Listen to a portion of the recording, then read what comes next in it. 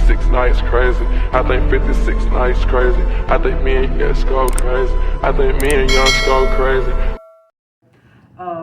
Everything else in the chart, all the other blank spots, including this box right here, essentially needs to be filled out.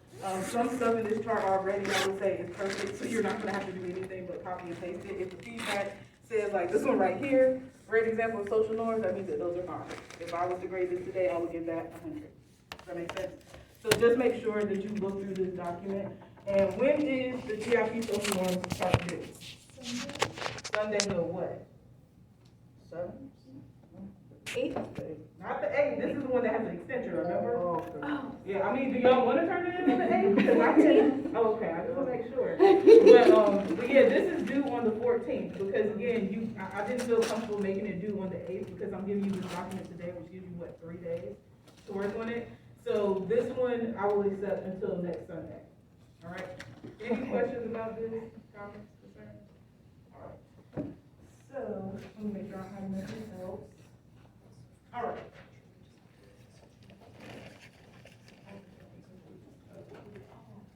I'm pretty sure this is where we stopped, right? And, oh, I'm sorry. Yeah. This. I just had a picture. My bad. Okay. So let me make sure. All right. So we're going to finish up chapter 5 today. We are going to start chapter 7. Sorry I didn't bring the notes today. Really had some printer issues, but I'm gonna bring it for you next Monday. Okay. All right. So I want to talk about social structure a little bit. I can't remember if I asked you all this question before I left. Did I ask y'all anything about free will? No. Oh, okay. Not to ask you now. So first of all, what does it mean if we say that somebody has free will? They can make their own decisions. Yeah, you get to, it's essentially your autonomy. You get to make decisions about your life. So we know what free will is. So my question for you is, do you have free will in your life? Do you have autonomy over the decisions that you make in your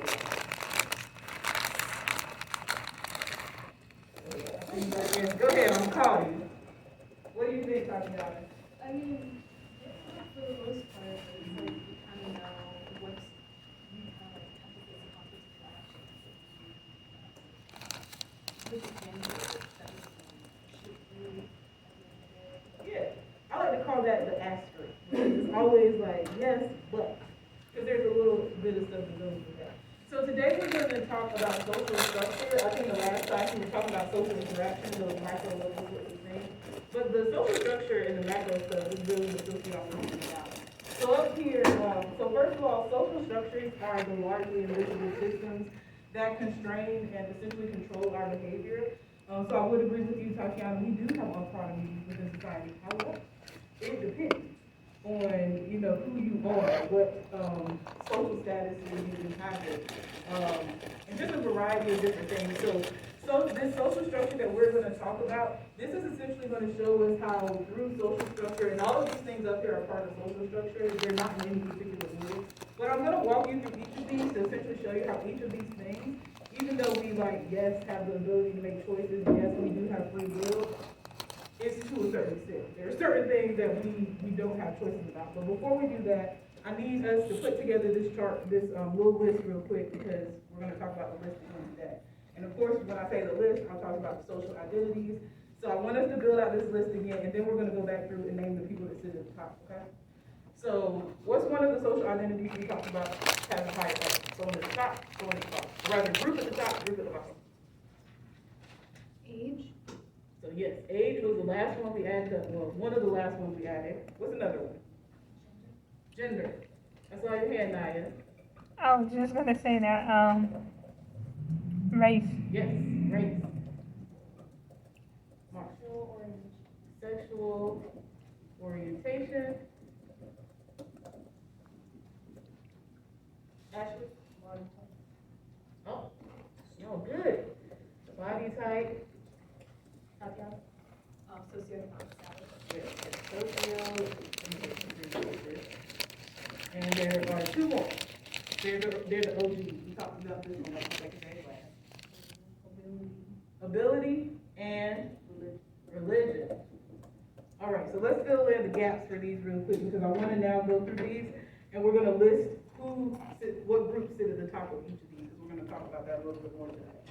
So when we're talking about ability, what groups sit at the top of this? And this is a 2 group. Able-bodied people? So we're gonna call non-disabled, and this one is what we're gonna call for physical disabilities. What about when we're talking about cognitive? Neurotypical? Neurotypical.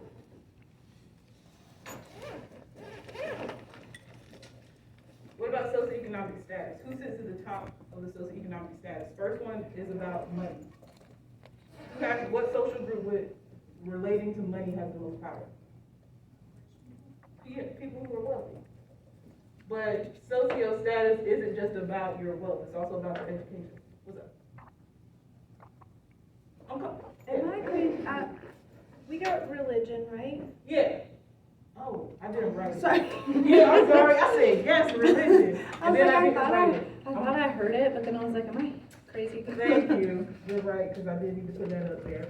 So, outside of being wealthy, it also matters about your education. What is the top social group when we're talking about education level? And I'm essentially saying how high can you go for education? PhD.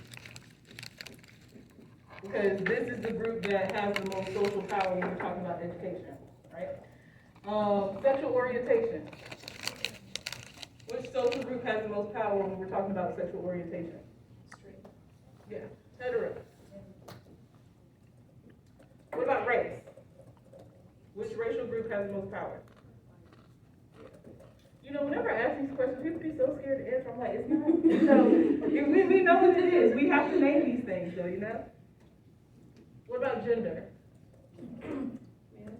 So, men, but not just men, cisgender people. And age, do you remember what we said about age? Because it was kind of twofold. Go ahead. Kids and like older people, so not so like middle age. Kids, and I'll put adults with that are dependent adults. And body type. That's an easy one. I know we didn't talk about it, but which body type has the most social power in our society? Being thin. Alright. Okay. We're going to come back to these, but I want to have these up here so when we start talking about it, we can refer back to this list to kind of make those connections. Alright. So, like I said, social structures are essentially like these invisible systems. In the same way we talk about with culture, we have like material and non-material culture. A lot of the time, it's the intangible things that we can't actually see that play a large part in kind of shaping our behavior, shaping, you know, our culture and all of that. So the first thing I want to talk about is institutions. I'm gonna have 3 examples up here, but I'm only gonna talk about 2 of them. The third one I'll just leave in here for you. So when we're talking about institutions, these are relatively stable and predictable arrangements that are created and sustained by people that have emerged over time with a purpose of coordinating some human activity to meet a need.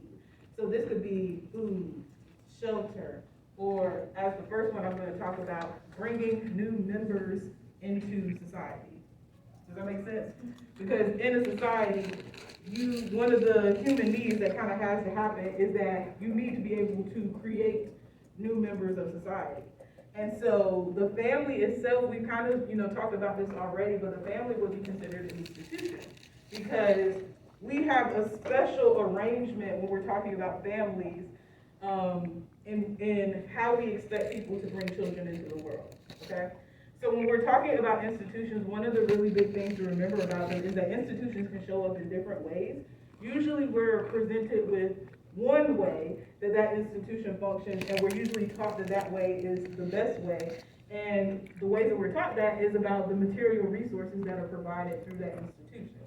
And so when we're talking about the structure of family as an institution, what is considered the quote-unquote normal family? Who constitutes that normal family institution? Okay. A cisgendered mom, a cisgendered dad, a child that they had together while married. Mm-hmm. Yeah. And what is the actual name for that family structure? The nuclear. The nuclear family. And so the nuclear family is the one that is presented within our society as the most acceptable family to bring a child into the world. Does that make sense? Because that's ultimately what the institution is about, bringing that child into the world. And so we know that there are absolutely material benefits of belonging to a nuclear family, because it isn't just about we're saying that this is the normal family. We present that in different ways. Are any of you aware of any of the material benefits you get from being a part of a nuclear family? And by nuclear family, I'm also talking about being married. Tax benefits. Taxes. You pay less taxes if you are married. I'm not sure if you're aware of that. That is a material benefit of marriage. And if you have children, what happens with your taxes? There are credits that you can get for having a child. So while yes, having children is expensive, you do get financial benefits from having children, and also being within this family structure of being married. Does that make sense? But we also know, I told you that institutions also have other versions. So we're talking about the nuclear family right now, and I'm gonna just make a list of tallies just to count this up. Name me another family structure that exists outside of the nuclear family. Go ahead, that's all you can. You could have a single parent. You have a single parent. What other type of family structure is there? Chosen family, and I'm gonna come back to that one, okay? Unmarried parents. What other type of family structures are there? My last class came up with 10, so I can tell you there's quite a few more left. Adopted family. Adopted. Queer family structure.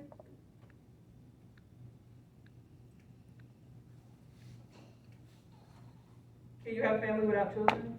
Mm-hmm. Is a step family a family?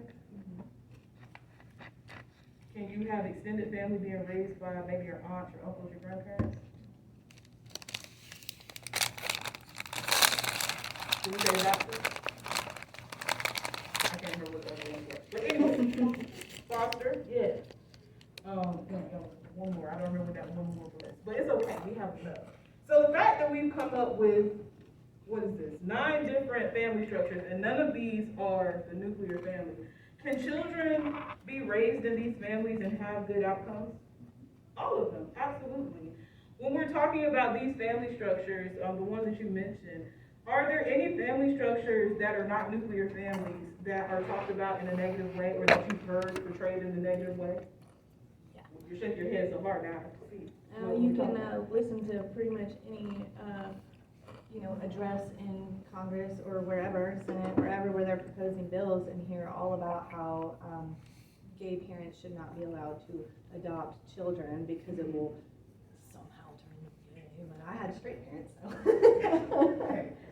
Well, I think single mothers get a lot of demonization. Yeah, that would have been my next one. It's between queer parents and single mothers as parents, because even though we know that there are single dads, they don't get the same type of vitriol that single women, not single women, but single mothers tend to. And so when we're talking about these family structures, again, an institution is going to tell you, or one of the things with an institution is going to try to convince you that this is the only way this is done.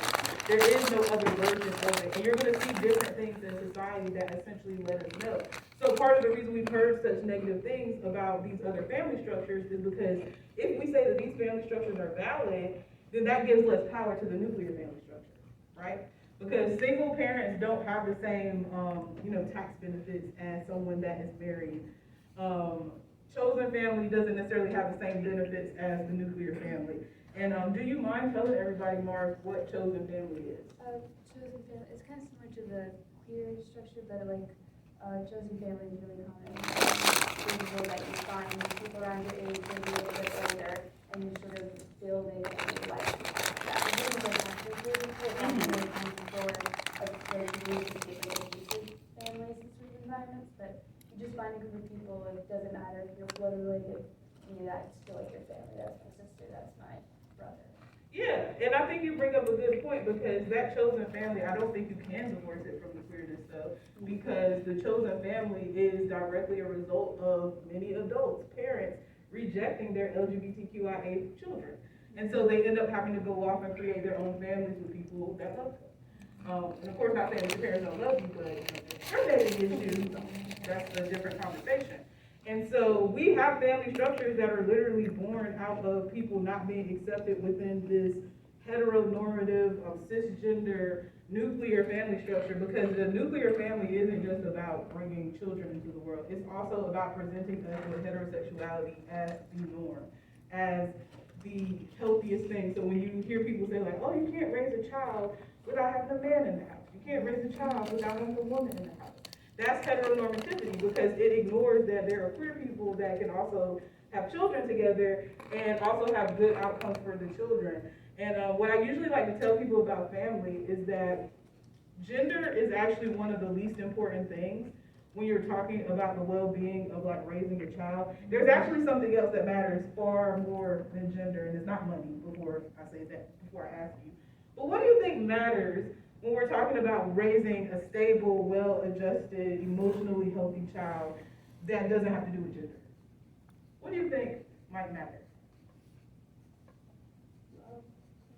Well, we'll connect it to that. It's really about kind of your emotional capacity, your emotional intelligence, to be able to raise children. So your ability to have kind of this emotional intelligence tends to be more important.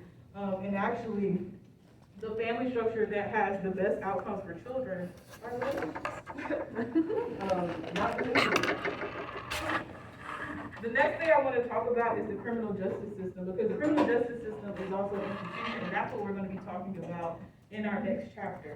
But before I start giving you a little bit more about the criminal justice system, my question for you is to kind of go back to, I think it was chapter 3. We were talking about social norms, and I gave you 3 social norms, mores, both ways, and there was a third one that I started with that I told you I'm going to tell you what this means, but we're going to talk about it at a different time. Do you remember what that third social norm we talked about was? So there were mores, there were both ways. Laws? Laws. And does anyone remember how we define laws?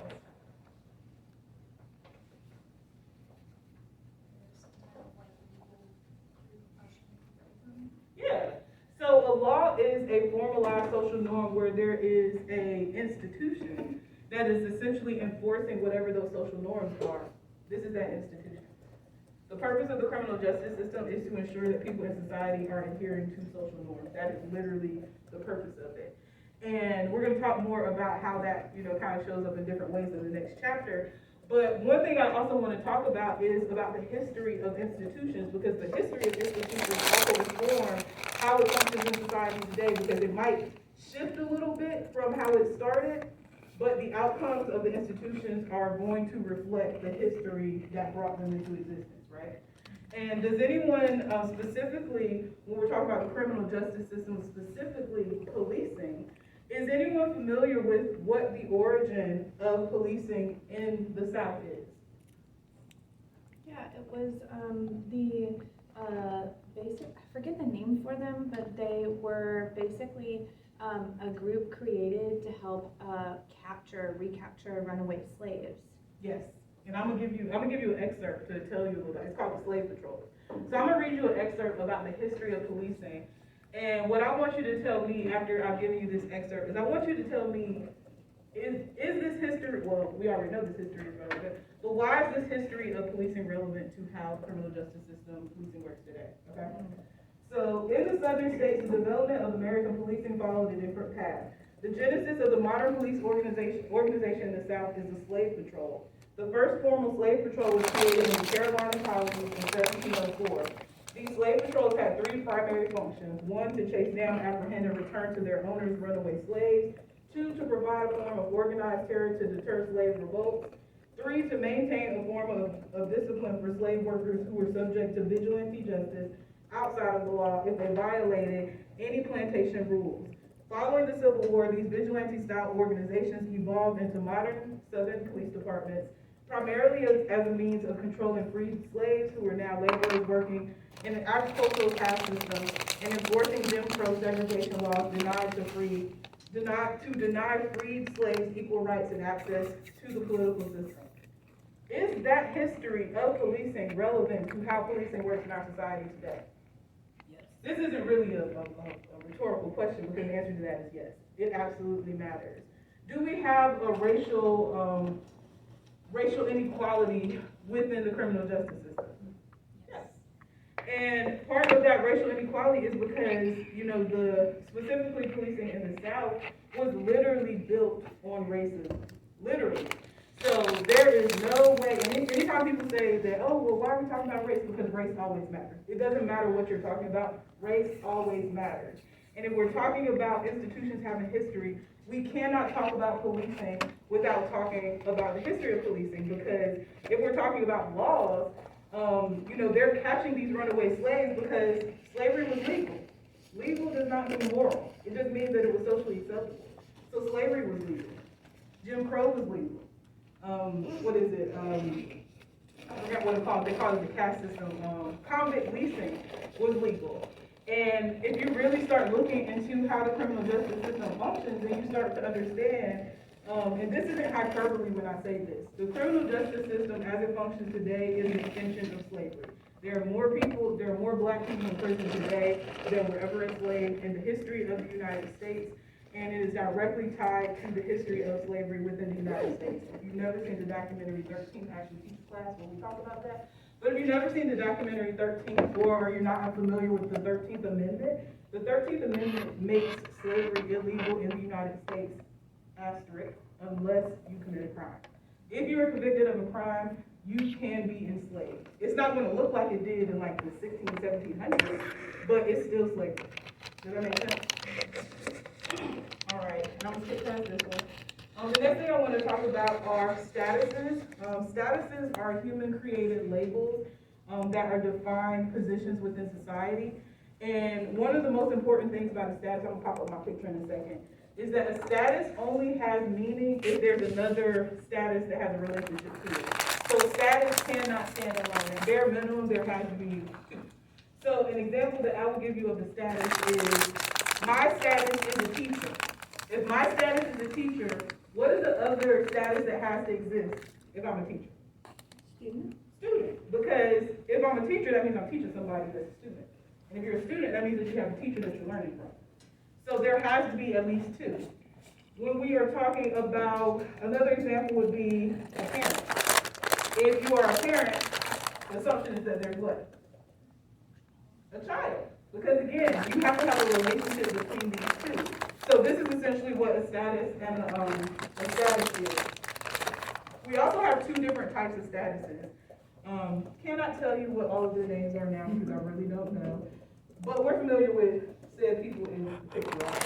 So we have different types of statuses. The first one I want to talk about is an ascribed status, and these are going to pop up again when we get to the next chapter, or rather chapter 8.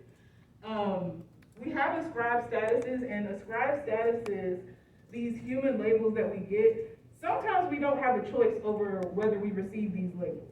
Sometimes society gives you this label, and that label is going to determine essentially how you navigate society. So this family that I have up here, as children, I won't be specific when I say that, as children, they were given a particular, they were given a particular ascribed status that they didn't do anything for. It's just, this is what they were given based on the family that they belong to. That's what I would say. And that ascribed status is directly related to one of these. Do you know what status I'm talking about? What am I talking about? Socioeconomic status. Yeah, I'm talking about them being born into wealth. Doesn't matter. And if we're talking about children's socioeconomic status is ascribed to them. They don't have a choice over it. Who do children get their socioeconomic status from? Their parents. Because if your parents are rich, generally you're going to be rich. If your parents are poor, generally you're going to be poor. And you don't have control over that as a child. Does it matter as a child if your parents are rich or poor?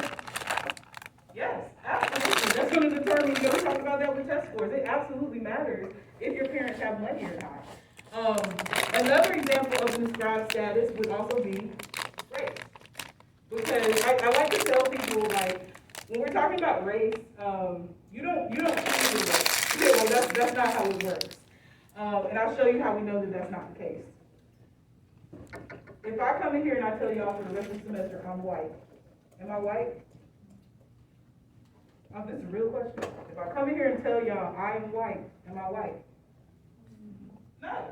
Well, I can say that I'm white, but race doesn't work like that. You don't decide what your race is. It is something that is socially decided by kind of the historical context of the society that you belong to. So I can come here and tell y'all that I'm white, but I'm not going to be treated like I'm white in this society because that's not how race works. Does that make sense? So that's when the scribe status would be. So if an scribe status is one that's given to you, what does that tell you that achievement is? One that you earn? Yeah, it's literally telling you have to achieve this. So an achieved status is one that's based on your merit, based on your skill. You have to do something to actually get to it. So the example I have up here is a teacher. A teacher would be an example of an scribe status. What do you have to be a teacher? What's one thing that you have to have? A degree. A degree, but not just any degree, right? What type of degree do you have to have? Generally.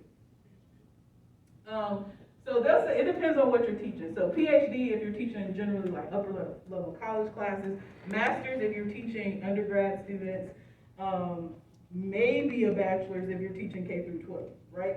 So there are very definitive achievements that you have to get to be able to teach. And it's not just any degree. You have to have a degree in whatever you're teaching, because if I came in here with a biology degree, there's no reason why I should be teaching this class, right? So I'm a sociology teacher because it tells you I have done something to be able to call myself this, right? And so another example of an achieved status is I'm gonna go back to socioeconomic status, because I said for children, socioeconomic status is an ascribed status. But for adults, it can be an achieved status. And so how can you achieve a higher socioeconomic status? How could this be an achievement versus something that's ascribed to you as an adult? Yeah, we tell people, like, you're here to get an education, I'm assuming because you want some type of job. I'm assuming because you want to make money to take care of yourself, right? And so when we're talking about socioeconomic status, you can be born into a lower class, you can be born into poverty, but you can go to school, get an education, you could potentially become a doctor, a lawyer, any, of these like high-paying careers, and you can achieve a higher socioeconomic status. So for adults, that is an achievement, but for children, it's not an achievement because children don't work, so their status is very much based on their parents. Does that make sense? And we're going to revisit that idea of moving from poverty up in a later chapter. I'm not going to spend too much time on this, but I do want to at least mention this. We also have what's known as a master status, because we all have different labels, because we all are multifaceted people. So there are different labels that we have. So up here I have what is known as a status set, and this is my particular status set, and so I have separated out just some statuses that I can go ahead and point out that I belong to within society. And when we're talking about a master status is a status that overshadows all of the other ones, meaning that you can have multiple statuses, but there might be 1, 2, 3, it depends on what the statuses you are that you have, that can actually overshadow all of the other stuff that you're doing. And so in my master status set, as I look at this, I would actually say, I can look at this and say that I have 2 master statuses, meaning that these 2 statuses tend to overshadow some of the other stuff some of the other statuses that I have. What do you think is one of those statuses in this list that I have that could be considered a master status? As I said, there's 2. So what do you think one might be? Based on what I have up here, which of these statuses might overshadow the others? Meaning that this status impacts the other ones, but the other ones might not impact this. Race? Yeah, race is a master status for pretty much everybody. I would also throw in there, what's another one that you think? If I just said race, what do you think the other one is that I'm in? Gender, yeah. Race and gender, specifically for me as a black woman, those are 2 marginalized identities. So even though I'm a professor, a writer, and all of that, it doesn't matter, because when I still navigate the world, me being educated does not stop me from experiencing racism. It doesn't stop me from experiencing sexism. And so even though I have these other labels, being black and a woman sometimes tends to overshadow that. Does that make sense? So when I'm navigating these spaces, like my race doesn't disappear, my gender doesn't disappear just because I have achieved these other statuses. And these two, I would actually say, well, actually, we'll hold off on that. We know that black is a scribe status. All right. So if I just told you that statuses are the labels, then roles would be what we expect people to do. Because once you are given this label, which is a position within society, there are certain expectations that come with it. Because if we are calling you all students, you're a student, but there's a meaning to being a student, right? There are expectations that people have of you to be a student. What's something that students are expected to do? You as a student, what is one of your responsibilities as a student? Do your homework. Do your work. What else? Come to class. Read the content. Follow whatever the academic guidelines are. And we know that these expectations are required of us because if we don't do them, what can happen? You get in trouble. You can get in trouble, but what does that trouble look like as a student? You could fail. You could fail class. You could be academically suspended. You can be academically suspended and not be a student anymore, right? And so this is another really great example of that limitation on your free will, because if you hold a particular label, then there are certain things that you are expected to do when you get into that, when you have that label, and if you don't do them, there's a consequence. But we also have what's known as role conflict, because, like I said, we have multiple statuses, which means we have multiple, behaviors we're supposed to engage in. And sometimes those roles for those statuses tend to conflict with each other, and so lots of times we actually have to prioritize our different roles in relation to our statuses just based on, our own personal stuff. So those are the things that you kind of have a choice over, but those choices tend to be limited. So the example I have up here is a student athlete. How can being both a student and an athlete be a conflict? What's something that a student and an athlete is expected to do that might clash with each other? You have less time to complete your work, and how does your athlete side impact that? Yeah, maybe you have practice one day, so maybe you have like a really big game. You also have a test the next day that you have to study for. You have to make a choice between, is that game more important, or is it more important for me to study for the test?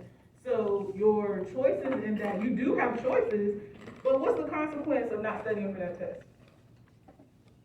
You could fail. What's the consequence of not showing up to that game? Get kicked off the team, right? So we have choices, but like you said, we have consequences too, depending on what those choices are. So I have student athlete up here as an example, but what's another status a student might have outside of being an athlete that might cause conflict between your expectations of being a student? What else can you be outside of a student athlete? A student what? Think about things you do that don't have to do with you being a student. You can be a parent, yes. So being a student parent, is that a role conflict? You're gonna have to prioritize sometimes. Does anyone in here have a job? I'm assuming, some of you, do you ever have to make choices about what's more important, your work as a student or your work at work? Yeah, that's a conflict, because again, those choices that we have, that free will that we have, maybe we decide, it's more important for us to pay our rent, so we can't come to class. And that causes an issue with you as a student, right? Because if you're not coming to class, you're not doing your work, then your professor might see that as like, oh, you're not fulfilling your role as a student. But at the same time, it's very hard to give 100% to all of your roles because you're going to be tugged in different directions pretty much all the time. We also have what's known as role strain, because sometimes you don't even need another status, another role to stress you out. That's what I'm saying, to stress you out. Sometimes the expectations within your actual role is enough to cause what we call this strain. And so I have still, being a student up here, as role strain. How many of you have ever felt like, as a student, the expectations that are placed on you, not even thinking about anything else, but just as a student, that the expectation placed on you are stressful? I would be hard pressed to say that, people are gonna say no, because we do expect a lot out of students. And sometimes, that's a lot. It's a lot to expect that. And so, again, you don't even have to have an additional role for that to be, for that to show up. All right, I want to talk about groups now. We're almost done with this one anyway. Groups are, this is probably the simplest one. Groups are when you have two or more people that, well, I would use real definition, not mine. Two or more people who interact directly or indirectly. They tend to have similar norms. They tend to have similar values and expectations. Most social interactions, which is what we were talking about in our last class, most interactions that we have are going to occur within a group. This is also how we start learning things. It's how we are socialized, and we start learning essentially social norms as well. And the first type of group I want to talk about are primary groups. These are typically small social groups whose members share close, personal, enduring relationships. You can be united by harmony, but you can also be united by hate, because you can we have hate groups. So you can have people that are just bound by their hatred of other people, things, objects. But the ties in primary groups tend to be emotional. So there are two very particular primary groups that I'm sure we are all familiar with. What's a primary group? One of the first ones you have interactions with that you have close emotional ties to. What group am I talking about? I heard friends and I heard what was the other one? Family. So those are the two. Friends and family would also be considered what we call agents of socialization. So us being socialized, you were socialized within your family. Your friends also play a part in socializing you. So if you ever heard of peer pressure is socialization. It is getting you to conform to certain behaviors, certain expectations, so that you will still be accepted by the group. Because if you don't conform, you'll get kicked out of that group. And so a lot of what you're learning in school is also you being socialized.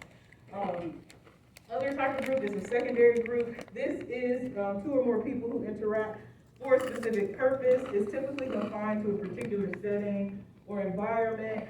And people in secondary groups don't necessarily have to know anything personal about the people that they are around. What's an example of a secondary group where you are all working towards a goal and you don't necessarily know all the personal stuff about the people you work with? Yeah, I was like, well, I just kind of said it. But your coworkers, how many people in here are friends with the people that they work with? Okay, far less than my last class. But there are some people who are really, have a mindset of I'm not at work to make friends. I don't need to know anything about you. I'm not going to tell you anything personal about you. I'm here to get my check and leave. And that would be an example of a secondary group, because y'all are all there to do something, but you don't have to know the people that you're actually engaging with. So that's one example of the secondary group. What's another example? Another example of a secondary group outside of your coworkers. School. Yeah, I'm about to say, this is a secondary group. Do you know everybody in here personally? No, absolutely not. But what are you all here for? Hopefully. Well, yeah, you're here to learn. But also to pass the class, right? You're all here hopefully to pass the class, do something with the education that you're getting. I'm going to show you this video in a second. The next set of groups I want to talk about are in versus out groups. This is probably going to be one of the easiest definitions you ever get. An in group is any group that you belong to. An out group is any group that you don't.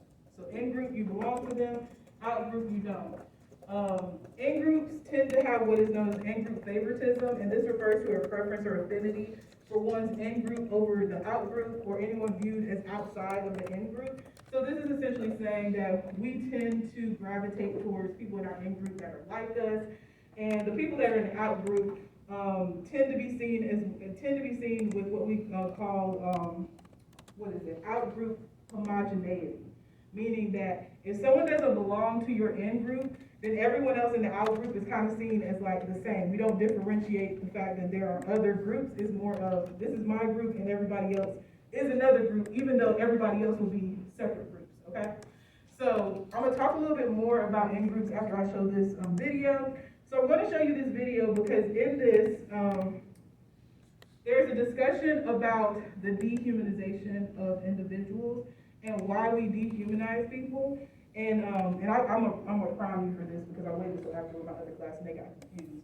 So one of the really big questions that I get just as a sociology teacher is that a lot of people have the question of, why do people do all these horrible things to each other? I just don't understand why that is the case.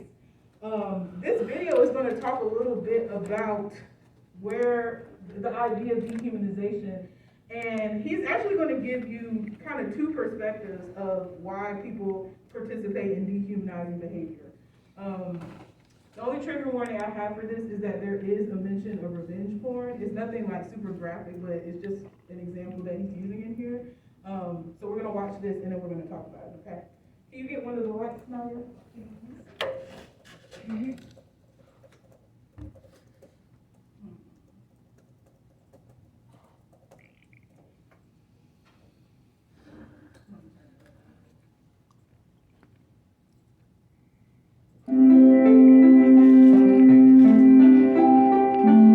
So we have all sorts of biases to favor our own group over others. Some of these biases, I think, are morally respectable. I'm not embarrassed that I love my children more than I love other children, or love my wife more than I love other people.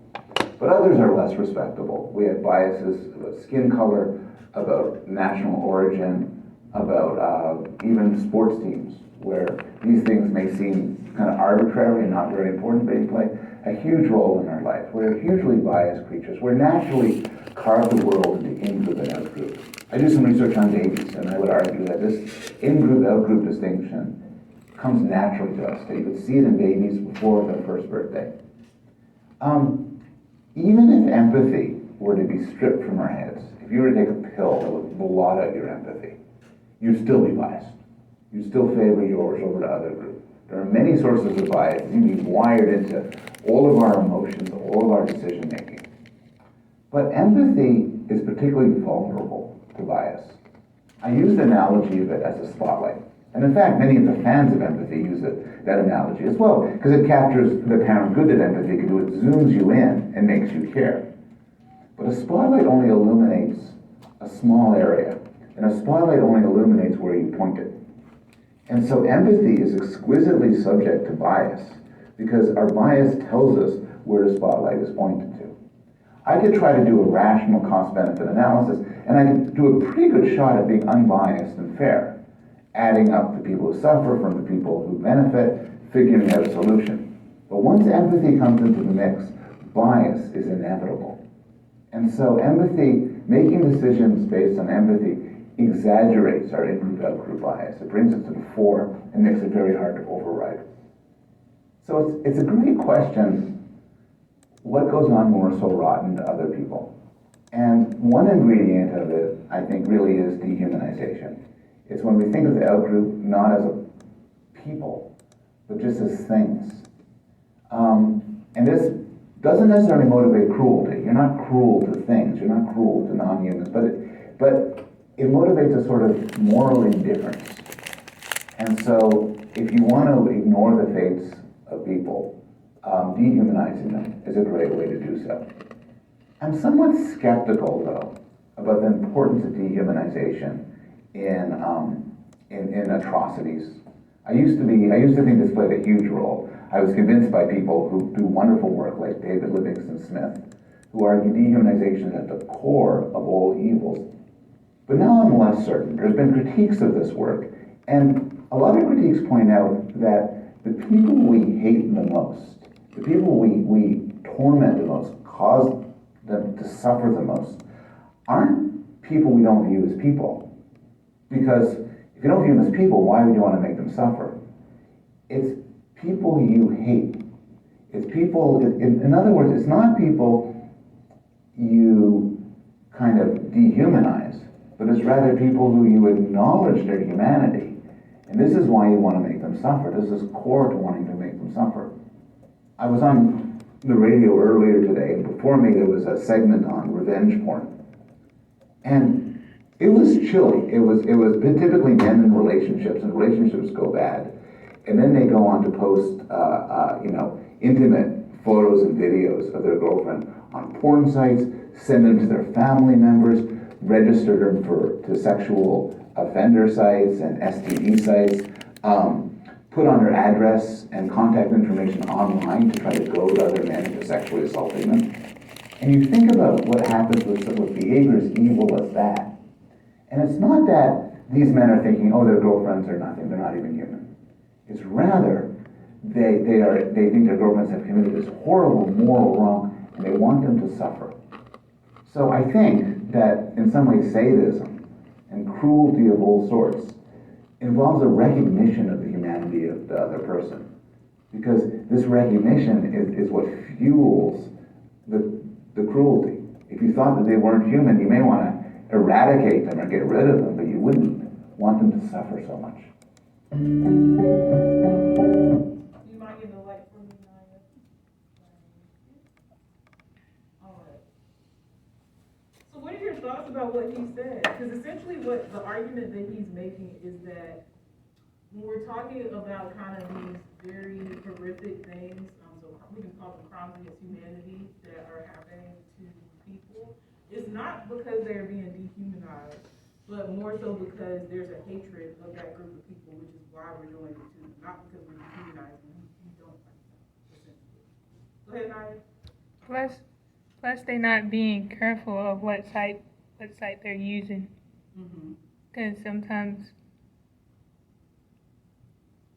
they can still, even if you don't put your address in or whatever, they can still try to figure out where you at just by uploading a video about their. Oh yeah, we generally don't have privacy anymore, so that's a great point. Did any of y'all agree with what he was saying? Like, what are your thoughts about what he's saying? Do you think the dehumanization or the hatred is more important when we're talking about kind of these things that we do to other groups of people? Marginalized, we can call it. Do you think the dehumanization is more important or that hatred that he's talking about? The human, us human. You said the dehumanization? Anyone else think that, does anyone agree with what he was saying about the hatred? Go ahead, Laura. I do. I mean, it's uncomfortable to think about, but like, if the point about like wanting people to suffer, you have to acknowledge that they're human and can experience that level of suffering in order to want them to suffer in the first place. And I think it's uncomfortable to think that that's a reality, but I mean, I agree. I think, I think it stems out of a place of hatred for sure. I was thinking back to the stuff that Jimmy tried to show me. It's right there. I think dehumanization is like a really key step of trying to bring other people into this center, which is that you start off with the dehumanization process and then you build up that, like, if you no longer see someone as a person, then you can build up to be like, oh, you see them as a person who deserves to be hated. Like, fundamentally. Yeah, because that is one of the steps. So I think that, I think that what he's saying, like, definitely has merit when you start, like, really looking into stuff. And I think the example he gave about revenge porn was a great anecdotal example to kind of demonstrate what he's talking about. Because if you want to dehumanize someone, you're not going to really, like, they're not human, so why do you care? But if you see them as human and, like, they have offended you, now you have this feeling, essentially against them. And the reason why I like to show that first before I get into this is because I know we're talking about in and out groups, but a better way for us to kind of talk about this on the sociological level is we can talk about it as dominant and marginalized groups. Does that make sense? We have dominant and marginalized groups. Would dominant groups, do you think, be the in or out group? It would be the in group. Because dominant groups are the ones that are considered the quote-unquote norm. We don't even really have to name all of these people because they are pretty much considered the norm within society. You don't have to announce heterosexuality. You don't have to announce that you're a white person. Everyone else, pretty much has to say, I am Asian American. I am Hispanic American. I am Black American. But we don't do that necessarily for white people. It's just they're Americans. And that's kind of what we're talking about, that in versus out group. And like I said, I think I said this at the beginning of the class, so I think we talked about bias, and I told you bias itself isn't bad. It's kind of what you do with that bias that really becomes the issue. And so when we're talking about in versus out group, when you, like I said, when you belong to an in group, you start to to see the in group as essentially kind of your norm, and the out group gets put into, again, this homogenous sort of, we basically group everybody else together, even though they might not necessarily go together.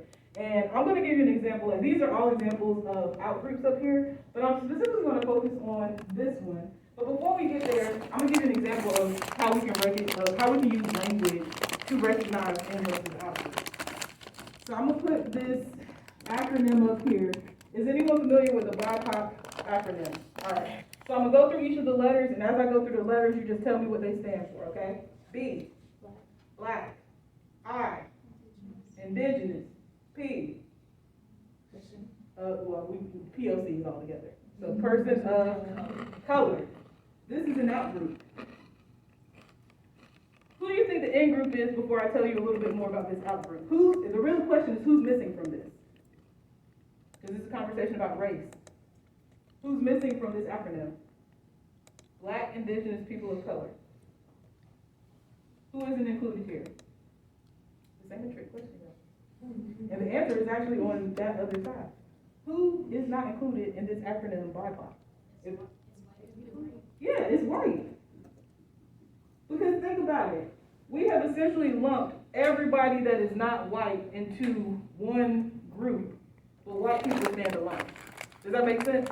So this would be the in group because, again, we're allowing this group to kind of exist outside of itself, but everybody else that isn't white is essentially put together. Do black people have the same issues or perspectives as indigenous people? Is there a race called people of color?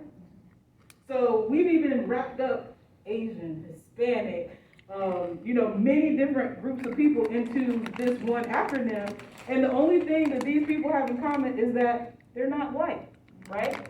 And so this is an example of that out-group homogeneity. And I'll give you another one as well.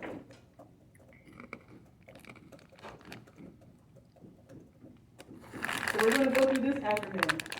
What does the L stand for? Lesbian. What is the G? Gay. Bi. Transgender. Q. Queer. Intersex. Asexual. Plus, because we always add more acronyms. So, this is the out group, right? Because remember what I just told you about BIPOC. Who's missing from this? Because this is a conversation. Yes, so hetero, and I heard someone say the other one. Cisgender.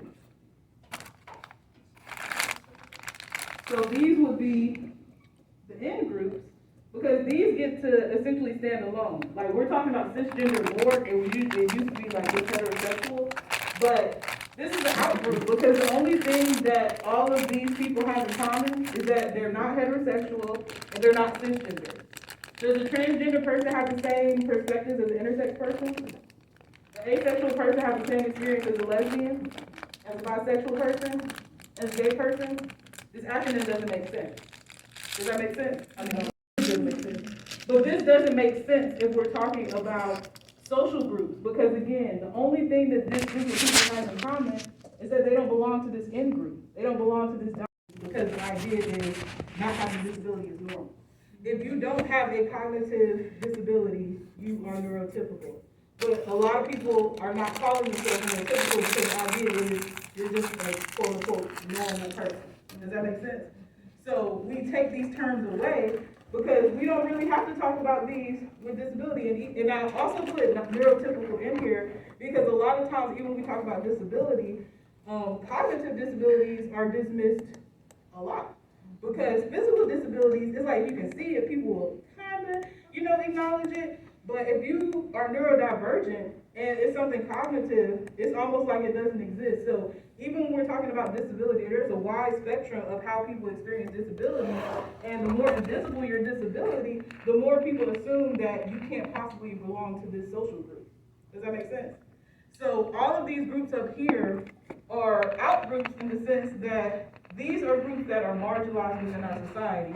So we have people that are incarcerated. We have people that have drug addictions. We have disabilities, people that are houseless, LGBTQIA people. These are all groups that are marginalized within our society because there is an in-group that has more power than they do. And typically so for example, when you are someone that's incarcerated, we're going to talk about this in the next chapter, but people have a lot of thoughts about people that are incarcerated knowing nothing about why people are in prison and how prison actually works. Usually the idea is like, people are in prison because they're bad.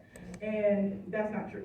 There are lots of reasons why people are in prison. You don't even have to do anything to go to prison, to be quite honest. And so when we're talking about people that are not in prison, the people that are in prison, we essentially wrap it up and just homogenize all of those experiences and just, say this thing of these people are bad. But it's more than that. There are more experiences to kind of talk about, like, why people in prison, because we're about to start talking about this now. But what I would say as someone who studies this stuff is that the people that you think that are in prison for the crimes that people kind of consider the most horrific are not in prison for those things. And the people that are the most marginalized tend to end up in prison for rather minor sort of infractions. Okay? So I'm going to stop here and let me see. All right. I'm going to start this. We're not going to finish it. I just want to at least start this chapter because this is my favorite chapter. And if I get ahead of this, I can show you a little bit more in our next class as we're going to cover it.